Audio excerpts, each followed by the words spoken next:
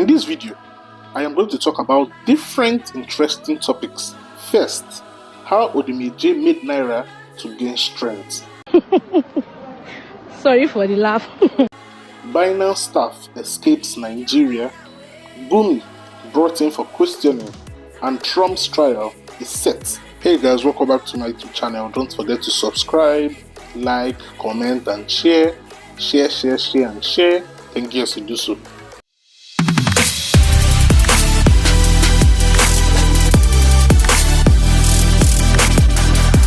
Trump's trial set for April as judge orders hush money case to begin. Former United States President Donald Trump will face the first ever criminal trial of a former president on 15th April. A judge has ruled over hush money payment he made to adult film star Stormy Daniels. Trump faces 4 criminal cases, but this may be the only one to make it to a courtroom before November's election. The presidential candidate's lawyers had aimed to delay or dismiss the case. Trump faces fraud charges over payments he made to Ms. Daniels before the 2016 election, BBC reports. He had pleaded not guilty to all 34 charges, arguing the claims do not constitute a crime. During his bid to retake the White House, the former president and his legal team have sought to delay as many of his trials as possible, but Justice M1 ruled on Monday that there was no reason to delay Trump's hush money trial any further, despite the defendant's arguments, and ordered the case to begin on 15th April. After spending much on Monday morning sitting next to his attorneys inside the courtroom, Mr. Trump told reporters that the case should be considered election interference. It is a disgrace and we will obviously be appealing, he said. But this is a pure case of voters' intimidation and election interference, and it shouldn't be allowed to happen. The trial was originally set to begin with jury selection on Monday, but it was delayed after thousands of documents were released last week from the 2018 federal investigation into the payment to Ms. Daniels. Justice M1 instead held a hearing on Monday centered on whether there had been any wrongdoing in the sudden release last week of more than 100,000 pages of documents related to the federal prosecutor's case. Mr. Trump's team had argued the Manhattan's district attorney's office had engaged in misconduct by not doing enough to get the federal prosecutors to hand over the documents in a timely manner. The alleged prosecutors were attempting to suppress evidence. The Manhattan District Attorney's Office had agreed to a delay of 30 days for the documents to be reviewed, but prosecutors said at the hearing that they believed only 300 new documents needed to be considered. They said that they would be ready to go to trial in mid-April, but Mr. Trump's legal team pushed for more time to review the documents. On Monday, Justice M1 grilled Mr. Trump's lawyer to specify how many of the thousands of documents they would consider relevant and requiring review for this case.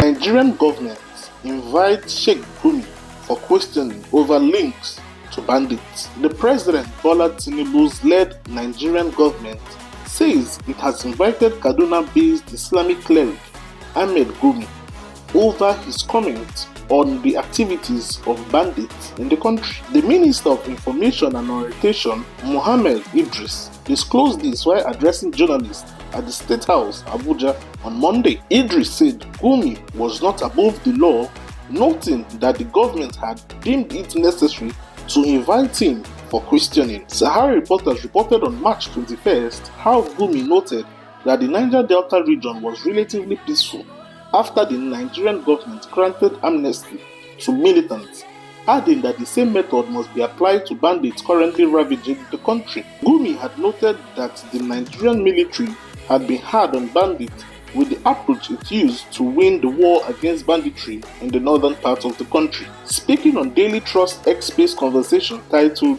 "When Will There Be an End to Nigeria's Reoccurring Abductions?", he had noted that both the Army and Air Force troops launched ground and air strikes that killed the bandits' family.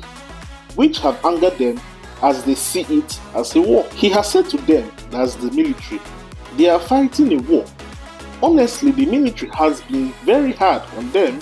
The Air Force is killing their families. Insisting on socio-economic methods, the scholar said, when you think of synergy, you can't rule out the military, but there has to be synergy. Let the non-kinetic approach be in the front.